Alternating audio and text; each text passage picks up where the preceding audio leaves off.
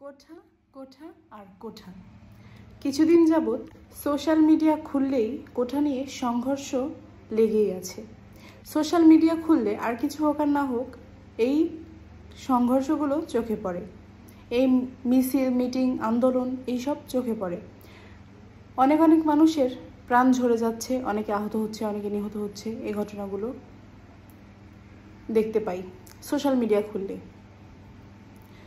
একটা ভিডিওতে দেখলাম আমাদের প্রধানমন্ত্রী শেখ হাসিনা সরকার, তিনি বলছেন যে মুক্তিযোদ্ধার নাতিরা যদি মেধাবী না হয় তাহলে কি রাজাকারের নাতিরা মেধাবী হবে? তার মানে সেই কথাটা দ্বারা এই জিনিসটাই বুঝিয়েছে যে যারা যুদ্ধ করেছে 1971 সালে, যারা যুদ্ধ করেছে তারাই মানে মুক্তিযোদ্ধা, আর তারা ছাড়া যে সাধারণ জনতা, সাধারণ জনগণ ছিল সবাই রাজাকার। তিনি কিন্তু এই জিনিসটা মিন করে বলেছেন কথাটা।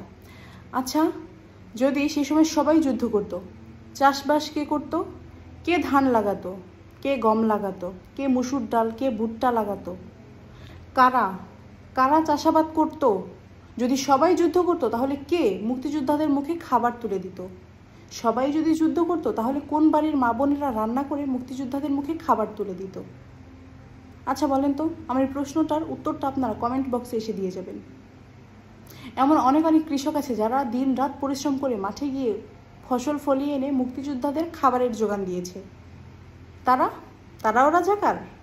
আচ্ছা, তারপর মাঝিরা যখন নৌকা পার করে দিয়েছে, মুক্তিযোদ্ধাদের যুদ্ধ করতে যেতে সাহায্য করেছে, সেই মাঝিরা কিন্তু একটা কানাকড়িও নেয় নাই, মুক্তিযোদ্ধাদের কাছ থেকে পয়সা নেয় নাই। তারাও কি রাজাকার? হতে পারে। আমাদের প্রধানমন্ত্রীর বক্তব্য অনুসারে কথাগুলো বলছি। তারপর মুক্তিযোদ্ধাদের নানান জায়গায় আহত হয়েছে, বিভিন্ন জায়গায় কেটে ছিলে গিয়েছে, গুলি লেগেছে। যারা চিকিৎসা করেছে তারা কিন্তু দাঁড়িয়ে থেকে যুদ্ধ করে নাই। তারাও রাজাকার? তারাও কি রাজাকার? বলেন। আমার এই প্রত্যেকটা প্রশ্নের উত্তর আপনাদেরকে কমেন্টে দিয়ে যেতে হবে। যারা আজকের ভিডিওটা সম্পূর্ণ দেখছেন, এই প্রতিটা প্রশ্নের উত্তর আপনাদেরকে দিয়ে যেতে হবে। বলেন, সবাই কি রাজাকার? আচ্ছা, মুক্তিযোদ্ধার নাতিরা, মুক্তিযোদ্ধার পুতিরা যদি কোঠা পাক, কোনো সমস্যা নাই তো। মুক্তিযুদ্ধ যারা করেছে তাদের জন্য আমাদের দেশ স্বাধীন হয়েছে, আলহামদুলিল্লাহ। তাদের ঋণ আমরা শোধ করতে পারবো না। তাদেরকে প্রতি মাসে 20,000 টাকা করে ভাতা দেওয়া হচ্ছে, এটা তো ভালো, আলহামদুলিল্লাহ। তাদেরকে সরকার তারপর হচ্ছে যে তাদেরকে বাড়ি দিয়েছে, 4টা বেডরুম দিয়ে একটা বিল্ডিং করে দিয়েছে, আলহামদুলিল্লাহ, সেটাও ভালো। আমাদের প্রধানমন্ত্রী একটা ভালো কাজ করেছে, তাদের যোগ্য সম্মান, প্রাপ্য মর্যাদা তাদেরকে দিয়ে দিয়েছে। তাদের মৃত্যুর পর তাদের স্ত্রীরা সে টাকাটা পাবে, বেশ ভালো। কিন্তু ছেলে সন্তান, নাতি পুতি এত দূর পর্যন্ত কেন গড়ানো হলো? কেন এই জিনিসটা গড়ানো হলো বলেন তো? সাধারণ মানুষ পড়াশোনা শেষ করে চাকরি বাকরি যদি করতে যায়, তার বয়স 26 থেকে 28 বছর হয়ে যায় মাস্টার্স কমপ্লিট করতে। এরপর 15 থেকে 20 লাখ টাকা হাতে নিয়ে চেষ্টা করতে হয় চাকরির জন্য।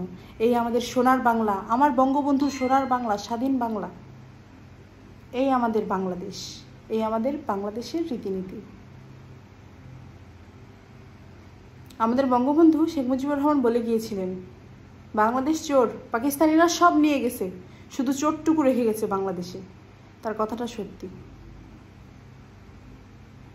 সবাই কিন্তু রাজাকার না, সবাই রাজাকার না।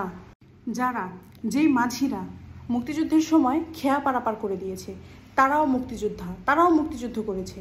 তারা অস্ত্র দিয়ে পারেনি, তাদের শ্রম দিয়ে করেছে।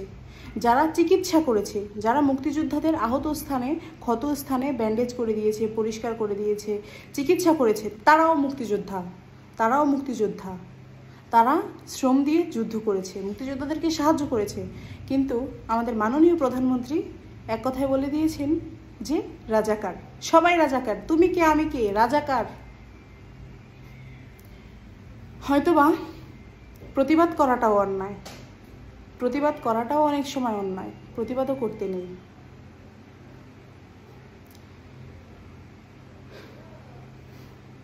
রাস্তায় দাঁড়িয়ে শত শত শিক্ষার্থী বেরিয়েছে আন্দোলন করার জন্য। আমাদের এই সোনার বাংলাদেশে আমরা চাই এটা সোনার বাংলাদেশ হোক। আমাদের এই সোনার বাংলাদেশে প্রতিবাদ করতে গেলে সে হয়ে যায় রাজাকার। এটাই আমাদের ডিজিটাল বাংলাদেশ, সোনার বাংলাদেশ, এটাই আমাদের ডিজিটাল বাংলাদেশ। তারপর আমাদের এই সোনার বাংলাদেশে যদি এনজিও না থাকতো, কলকারখানা না থাকতো, প্রবাসী না থাকতো, বাংলাদেশ চলতো না।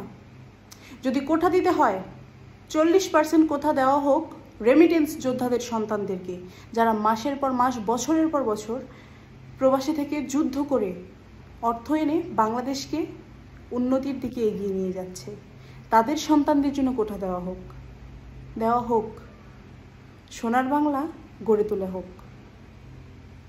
প্রবাসীদের টাকায় বাংলাদেশের অর্থনীতি সচল হচ্ছে, তারা বছরের পর বছর বাইরে থেকে অর্থ উপার্জন করে এনে দিচ্ছে, তাদেরকে সবচেয়ে বেশি সম্মান দেওয়া উচিত, সবচেয়ে বেশি সম্মান করা উচিত। কিন্তু সেটা না করে আমরা তাদেরকে তকমা লাগিয়ে দিই, প্রবাসী কামলা, আমরা তাদেরকে তকমা লাগিয়ে দিই। যাই হোক, আজকে এই পর্যন্তই। হয়তোবা আমার সেই ভাই বোনের পাশে দাঁড়িয়ে প্রতিবাদ করতে পারিনি, হয়তোবা তাদের সঙ্গে হাতে হাত রেখে এগিয়ে যেতে পারিনি, কিন্তু আমার সামর্থ্য অনুযায়ী আমি চেষ্টা করেছি। আজকে এই পর্যন্তই। সকলে ভালো থাকবেন, সুস্থ থাকবেন। আর আমার কয়েকটা প্রশ্ন ছিল সকলের কাছে, যে যারা যারা সাহায্য করেছে মুক্তিযোদ্ধাদের তারাও কি রাজাকার? প্রশ্নগুলোর উত্তর দিয়ে যাবেন। আবার চলে আসবো নতুন সুন্দর এবং শিক্ষণীয় কোনো ভিডিও নিয়ে। ততদিন ভালো থাকবেন, সুস্থ থাকবেন। আজকের ভিডিওটি শেষ পর্যন্ত দেখার জন্য সকলকে অসংখ্য ধন্যবাদ। আসসালামু আলাইকুম সবাইকে।